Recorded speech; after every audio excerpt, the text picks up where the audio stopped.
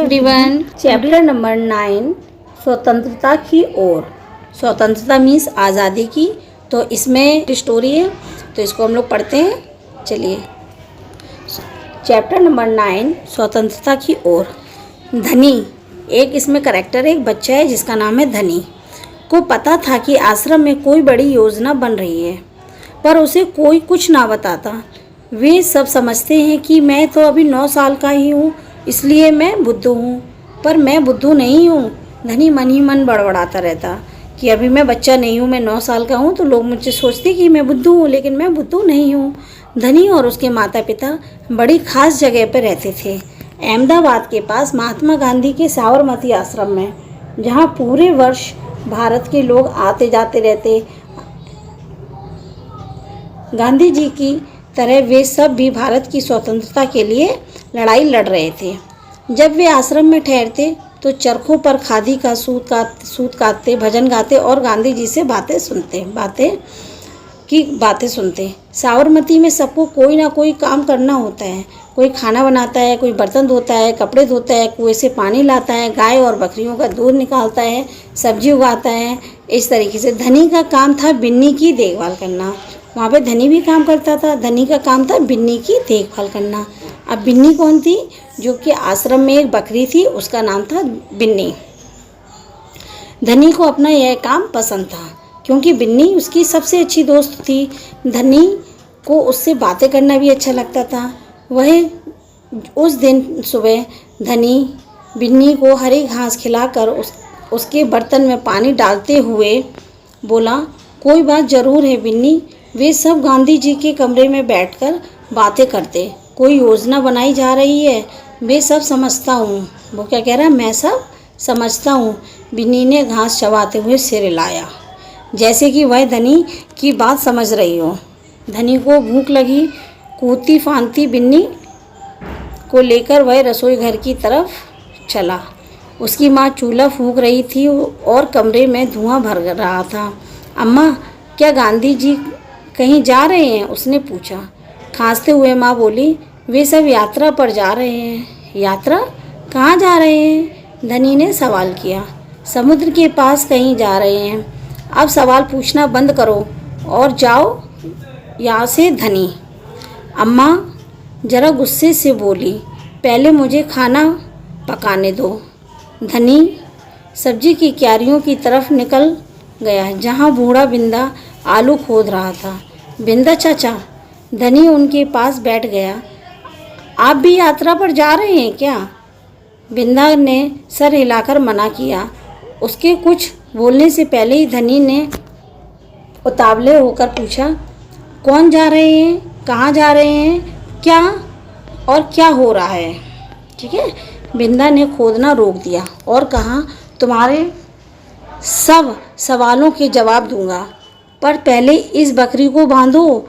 मेरा सारा चारा यानी कि पालक चबा रही है।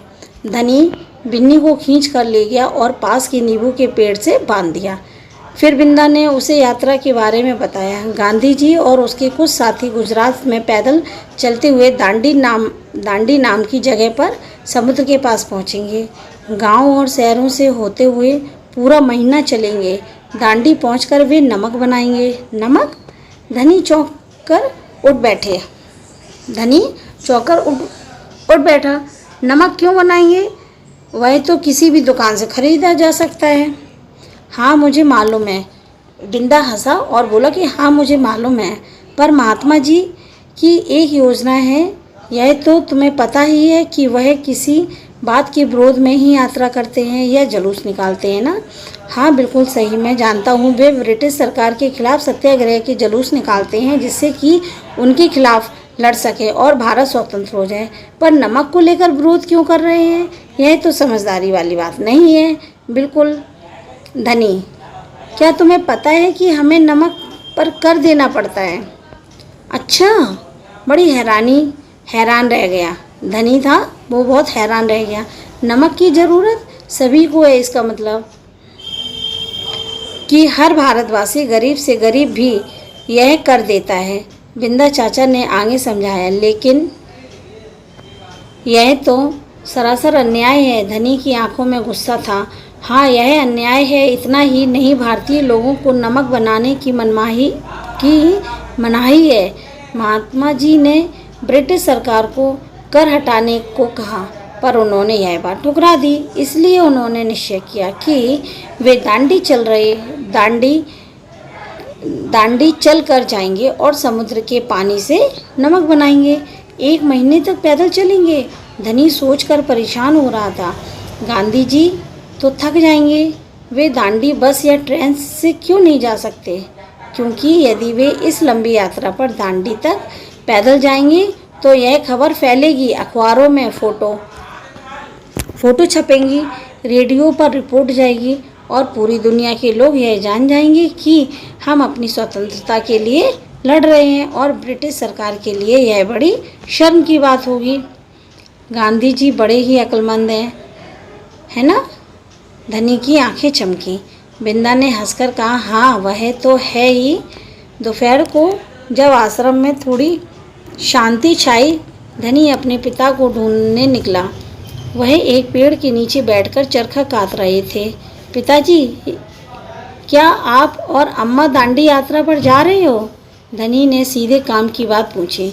मैं जा रहा हूँ, तुम और अम्मा यहीं रहोगे। मैं भी आपके साथ चल रहा हूँ। बेकार की बात मत करो धनी, तुम इतना लंबा नहीं चल पाओगे। आश्रम के नौजवान ही जा रहे हैं। धनी ने हट पकड़ ली, यानी जिद करने लगा। मैं 9 साल का हूँ और आपसे तेज चल सकता हूँ, दौड़ सकता हूँ। धनी के पिता ने चरखा रोककर बड़े धीरज से समझाया, सिर्फ वे लोग जाएंगे जिन्हें महात्मा जी ने खुद चुना है।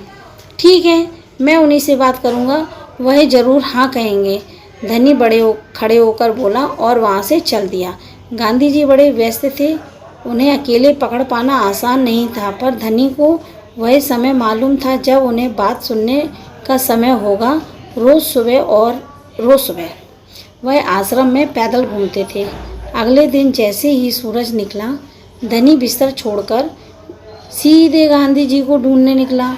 वे गौशाला में गायों को देख रहे थे। फिर वह सब्जी के बगीचे में मटर और बंद गोभी देखते हुए बिंदा से बात करने लगे। धनी और बिन्नी लगातार उनके पीछे चल रहे थे। अंत में क्या हुआ, गांधी जी अपनी झोपड़ी की ओर चले, तब बरामदे में चरखे के पास बैठकर उन्होंने धनी को पुकारा, यहाँ आओ बेटा। धनी दौड़कर उनके पास पहुँचा। बिन्नी भी साथ में कूदती हुई आगे आई। तुम्हारा नाम क्या है? धनी बापू। यानी उसने कहा, आपका नाम क्या है बेटा? तो उसने कहा, धनी। रुका, बापू। और यह तुम्हारी बकरी है? जी हाँ, यह मेरी दोस्त बिन्नी है, इसका दूध आप रोज़ पीते हैं। धनी गर्व से मुस्कुराया। मैं इसकी देखभाल करता हूँ। बहुत अच्छा। गांधी जी ने हाथ हिलाकर कहा, अब यह बताओ धनी कि तुम और बिन्नी सुबह से मेरे पीछे पीछे क्यों घूम रहे हो? मैं आपसे कुछ पूछना चाहता था। धनी थोड़ा घबराया। क्या मैं आपके साथ दांडी चल सकता हूँ? हिम्मत करके उसने कह ही डाला। गांधी जी मुस्कुराए। तुम अभी छोटे हो बेटा, दांडी तो बहुत दूर है। सिर्फ तुम्हारे पिता जैसे नौजवान ही मेरे साथ चल पाएंगे। पर आप तो नौजवान नहीं हैं, धनी बोला। आप नहीं थक जाएंगे। मैं बहुत अच्छे से चलता हूँ, गांधी जी ने कहा। मैं भी बहुत अच्छे से चलता हूँ। धनी भी जिद पर अड़ गया। हाँ, ठीक बात है। कुछ सोचकर गांधी जी ने बोले, मगर एक समस्या है। अगर तुम मेरे साथ जाओगे तो बिन्नी की कौन देखभाल करेगा? इतना चलने के बाद मैं तो कमज़ोर हो जाऊंगा ना। इसलिए जब मैं वापस आऊँगा तो मुझे खूब सारा दूध पीना पड़ेगा, जिससे कि मेरी ताकत लौट आए। यह बात तो ठीक है। बिन्नी तभी खाती है जब मैं उसे खिलाता हूँ। धनी ने प्यार से बिन्नी का सिर सहलाया। और सिर्फ मैं जानता हूँ कि इसे क्या पसंद है। बिल्कुल सही। तो क्या तुम आश्रम में रहकर मेरे लिए बिन्नी की देखभाल करोगे? गांधी जी ने प्यार से बोले। गांधी जी उस बच्चे से प्यार से बोले। तो बच्चा क्या बोलता है? जी हाँ करूँगा। कौन बोला? धनी बोला कि हाँ मैं करूँगा। बिन्नी और मैं आपका इंतज़ार भी करेंगे। तो ये किसके द्वारा लिखी गई है? सुभद्रा सेन गुप्त ने। अनुवाद किसके हैं? मनीषा चौरसिया के। ये कहानी यहीं पे ख़त्म होती है, यानी कि ये पार्ट 9 स्वतंत्रता की ओर, इसको यहीं पे स्टॉप करते हैं। मिलते हैं नेक्स्ट वीडियो में नए चैप्टर के साथ। तब तक के लिए बाय, टेक केयर।